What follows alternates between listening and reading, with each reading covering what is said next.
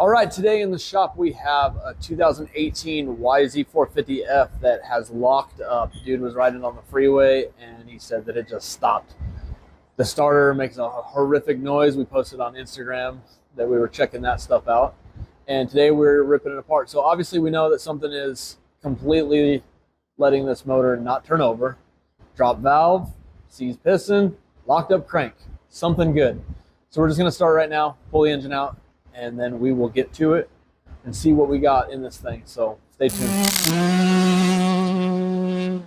Some of the first things we're seeing as we're tearing this apart, looks like this O-ring has been crushed and RTV'd, so maybe it lost coolant. The air filter box is not completely sealed. These bolts are missing to hold it all together. How much coolant did it have in it? It had zero coolant. So I guess that could be the first part, is it probably realistically leaked out straight from the water pump cover. And then, so maybe it's all just top end. We will see. We got the engine pulled out of the frame. It has a little bit of an oil leak. Cases may be bulging out there, so it didn't penetrate, but maybe a crank. So we're gonna take this cap off and see what we're kind of looking at. I'm itching. See anything yet? Nothing looks blue up here, so that's somewhat good. Is it pushing any valves down, or is it supposed to? Well, can't even rotate anything. Yeah. I think this is true. But maybe because I'm thinking piston to cylinder. Piston to cylinder, like it's welded to it? Yeah, that's my guess. It did, I forgot that it did leak coolant all over their truck when they brought it in here. So maybe because this O-ring was overheated and melted, that at that point, it just leaked the rest of the way out of there. And that's not the reason why this went. You see. Normal. Okay, no sign of debris there. I haven't drained the oil yet. I'm drain oil on the Ooh, yeah, let's drain the oil. I mean, it's dark. I can't see anything, But it's thick. no chunks, no teeth, no brass. Scary on what the potential damage could be. And take out the cam tensioner. There we go, release a little bit of that pressure. Can't rotate the motor, it's stuck. Yeah, it's locked. So hopefully when we take this, It's barely okay, out cool. here. At least Yeah. there's some slack, because if it had too much pressure, you risk popping and breaking one of those cam caps, and you cannot buy those. You have to buy a whole head. So at least there's no pressure on it. Then we take a little bit of that risk out of there. The last thing you want to do is have to buy a new head for no reason. Nothing weird there. No seizure marks. Kept its oil pressure. Yeah, usually if it loses oil pressure, these things will be nice and blue, and it heats the cam and the head up. I mean, there's maybe a little bit of grooving, but like nothing like when it actually loses oil pressure. And it's good up here. That's cool. So when we plugged this thing in, it only showed that it had like, what was it, 53 hours? This is in the 50s. 53 or 56 hours total.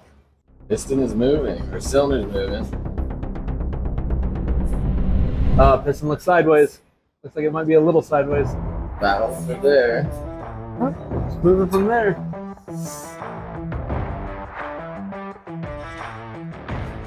Oh, cylinder skirt. Yikes. Holy hell. There's a skirt, just wrong one. Skirt's sitting in there. See if I can get it and then rotate it. Ah, not much moving. Dude, It's a little bit, huh? that is crazy. Oh, the piston still looks good if you can get that out of there. Surprised that you didn't see any metal shavings. But I mean, if that just dropped, it went and stopped. It makes sense why his rear wheel didn't lock up because he got the recluse. Yeah, I was thinking about that middle of the night one there. That should have sucked. That counterbalancer bearing is not in there. That shaft's right folded. That shaft is, yeah.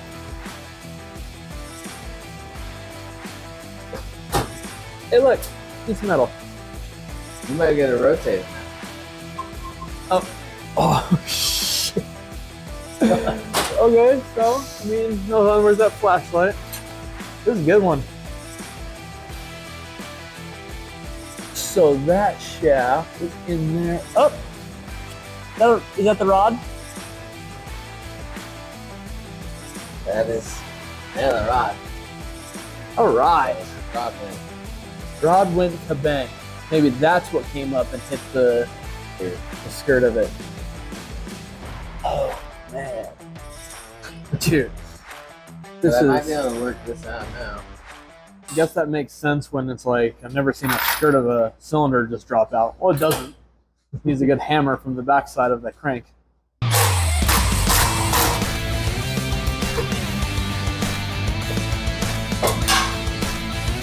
That ain't moving. That's where it's stuck on the water jacket right there.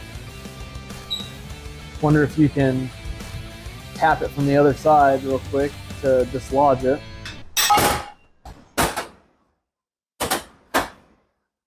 You still use that, right? Bearing's still good? That is... Oh! That's violent. I mean, we're already pulling pieces of the case out, right? Yeah. So, we know we're case done. is done. Oh, you can see the bottom of the piston cracked a little there, too. You mean that's supposed to be together? Gosh. Okay. Well, I guess now at this point, I keep putting my dumb hand in the way. It just got expensive. Really expensive. No bueno. Might be cheaper to just find a used engine on eBay at this point, but we'll see what we got. What do you think, Antonio? All right, so as we go through a little bit more, we are can't get the clutch basket out. Everything is loose, but maybe because the crank is no longer here, it's put so much tension on it. I mean, the case is already done, but we're trying not to break anything else. As soon as it gets this out, I think a lot of it will free up. Right now, It's on a bind. That's been repaired before. yeah, it has. Very good job. From the outside, yeah. Didn't see it before. Start. Yeah. Once it gets the tension off of everything. Oh, yep, it's splitting. There it goes.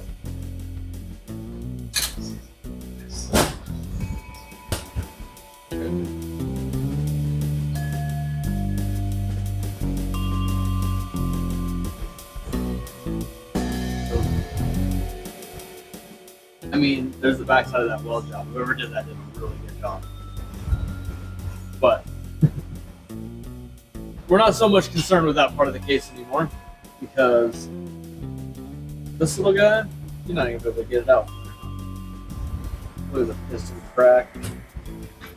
Oh. Oh man, you broke it. Your rod made it all the way over there. Here's the cage bearing, where the rod's supposed to be.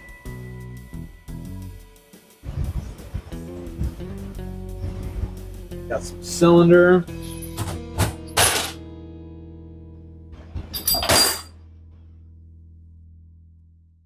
Trying not to let it all fall out so I can let everything fall out. Okay, these are all our extra parts. I missed it. Do it again. It's definitely pointed at the wrong section.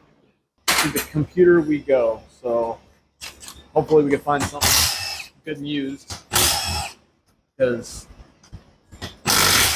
kind of outweighs the cost of the bike. Or we could probably find a new bike for cheaper and just swap all this stuff over to it.